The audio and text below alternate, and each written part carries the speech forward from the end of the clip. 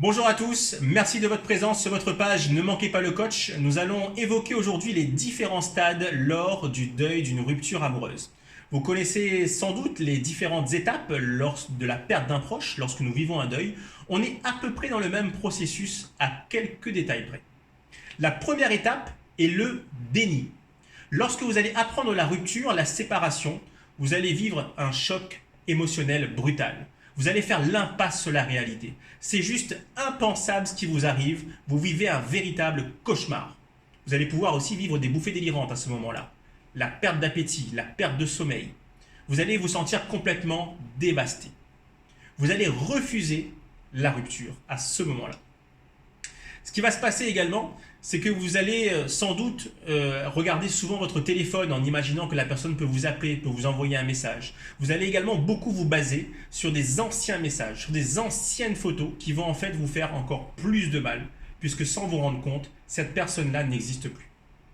Lorsque vous allez être le proche d'une personne qui vit le déni, soyez juste à son écoute. Ne cherchez pas à conseiller, ni à critiquer, encore moins à juger son ex, même si celui-ci est impardonnable. Ce n'est pas ce qu'elle a besoin d'entendre. Juste qu'elle sache que si besoin, vous êtes là, et c'est tout. Arrive ensuite le stade du sevrage. Particularité lors du deuil d'une rupture amoureuse, le sevrage. On a souvent tendance à associer l'amour à une drogue. Et bien c'est exactement ça. Il va y avoir des manques, des besoins qui vont se faire sentir qui ne sont plus comblés. Et bien le but, c'est d'exprimer justement ces besoins. Certaines personnes arrivent à sortir facilement de cette étape-là en utilisant l'évitement, en évitant d'aller dans des endroits où ils peuvent justement croiser cette personne-là. Puisqu'elles savent que soit elles ne croisent pas et ça va leur faire du mal, soit elles vont croiser la personne avec quelqu'un d'autre, soit elle va croiser la personne et ça va quand même lui faire du mal et elle va préférer éviter ce moment-là. Lorsque vous allez être le proche de cette personne-là, là aussi, soyez juste présent et à son écoute. Arrive ensuite, ce que je trouve, le stade le plus important, c'est la colère et l'intériorisation. Vous allez non seulement avoir de la colère vis-à-vis de la personne qui vous a quitté, très certainement, mais aussi de la colère vis-à-vis de vous-même. Vous allez vous dire, j'aurais pu, j'aurais dû, j'aurais pas dû faire ça, j'aurais pas dû faire ceci, j'aurais pas dû faire cela. Il y a forte chance que vous vivez chaque lettre du mot trahir.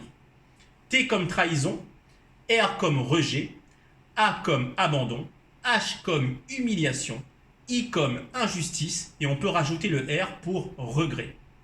Ce que vous pouvez proposer à cette personne-là, ce qu'on propose également en thérapie qui fonctionne très bien, c'est de justement permettre à la personne, sur une lettre, d'évoquer et d'exprimer toute sa colère. Pour ensuite, symboliquement, soit l'envoyer dans une adresse qui est fausse, soit brûler et déchirer, jeter cette lettre symboliquement. Ça aide beaucoup. Arrive ensuite le stade de la tristesse, de l'abattement.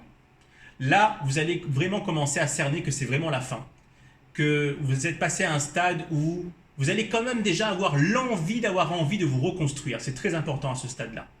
Mais vous allez aussi être en manque d'énergie, puisque vous avez déjà cumulé beaucoup d'émotions, comme la peur, la colère, la haine, la culpabilité. Vous allez être en manque d'énergie vitale. Quand vous allez être le proche d'une personne qui vit la tristesse, le mieux est d'être aussi à son écoute et de lui rappeler ce qu'elle a déjà pu accomplir. Lui rappeler qu'elle peut avoir de la gratitude. C'est important la gratitude à ce stade-là. C'est-à-dire que la relation soit bonne ou mauvaise, elle permettra à cette personne d'être la personne qu'elle veut être.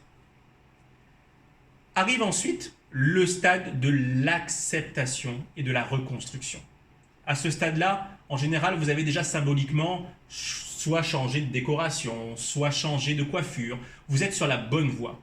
Vous avez non seulement d'avoir envie que ça fonctionne, mais vous êtes convaincu. Et vous pouvez bannir le mot espoir, espoir de retrouver la personne telle que vous avez aimée avant. Elle n'existe plus. Vous êtes prêt à passer à autre chose. Vous n'oublierez jamais votre ex. Il vous a permis, quoi qu'il arrive, de devenir la personne que vous avez envie de devenir. Vous n'allez plus faire les mêmes erreurs.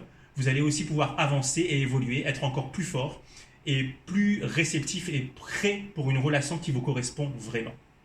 Voilà, c'était les différentes étapes du deuil d'une rupture amoureuse. J'espère vous avoir donné des informations en 5 minutes. Je vous dis à très bientôt dans d'autres vidéos. N'hésitez pas à mettre des commentaires sous cette vidéo. À très bientôt, ne manquez pas le coach.